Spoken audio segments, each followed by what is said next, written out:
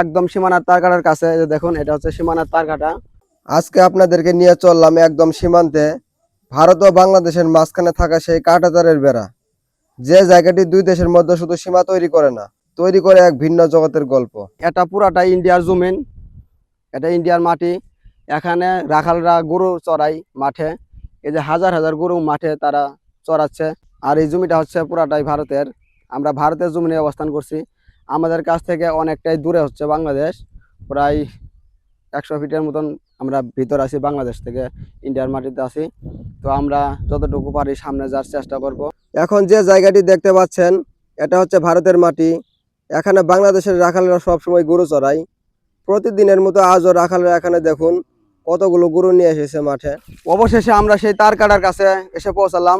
আপনাদের দেখানোর চেষ্টা করব ইন্ডিয়া সেই সীমানার তার কাটা, একদম সীমানার তার কাটার কাছে। যে দেখুন, এটা হচ্ছে সীমানার তার কাটা। আমরা এখন সেই তার কাটাতে আছি, কিন্তু অনেক ভয়ে আছি। আজকে আমরা দাঁড়িয়ে আছি ভারত বাংলাদেশ সীমান্তের একদম কাছাকাছি, যেখানে প্রতিদিন হাজারো গল্প জন্ম নেই, কখনো আনন্দের, কখনো কষ্টের, আবার কখনো প্রশ্নবোধক চিহ্নের মতো থমকে থাকা অনুভবের। এখানে নিরাপত্তা অত্যন্ত কড়া। দুই দেশের পক্ষ থেকে আছে বর্ডার গার্ড, আমাদের আছে বিজিবি, আর ভারতের রয়েছে বিএসএফ।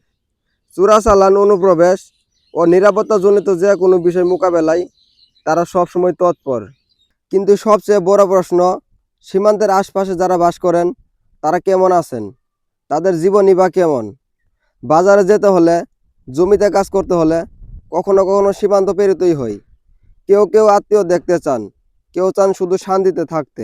বন্ধুরা, সীমান্ত আমাদের আলাদা করলেও মানবতার কোনো সীমানা নেই। এই কাঁটাতারের দুই পাশে মানুষ থাকে, আর মানুষ মানে গল্প, ভালোবাসার, বেদনার আর জীবনের। ভারত বাংলাদেশের মোট সীমান্ত প্রায় 4096 কিলোমিটার, যেটা পৃথিবীর মধ্যে সবচেয়ে দীর্ঘতম স্থল সীমাগুলোর একটি।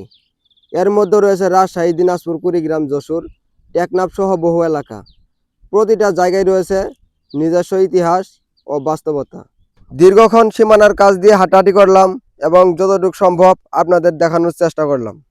আপনার যদি এই ভিডিও ভালো লেগে থাকে তাহলে লাইক দিন, বন্ধুদের সঙ্গে শেয়ার করুন, আর কমেন্টে জানান আপনার দৃষ্টিতে সীমান্ত মানে কি। নতুন গল্পের জন্য সাবস্ক্রাইব করে পাশে থাকুন। আজ এ পর্যন্তই, দেখা হচ্ছে নতুন কোনো ভিডিওতে নতুন কিছু নিয়ে। ততক্ষণে সবাই ভালো থাকবেন, সুস্থ থাকবেন। আল্লাহ হাফেজ।